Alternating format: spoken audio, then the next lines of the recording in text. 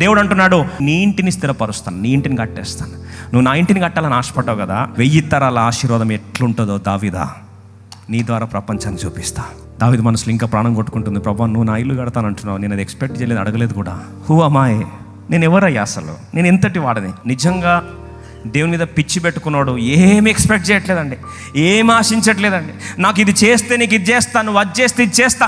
లావాదేవీలు కాదు, వ్యాపారాలు కాదు, దేవుని దగ్గర బార్గెనింగ్లు కాదు. ఏమంటున్నాడు చూడండి, 2 సమూయేలు 7వ అధ్యాయం 18వ వచనంలో, విరిగి నలుగు హృదయంతో అంటాడు, నేను ఎవరిని ప్రభా, ఎందుకు అంత ప్రేమిస్తున్నావు?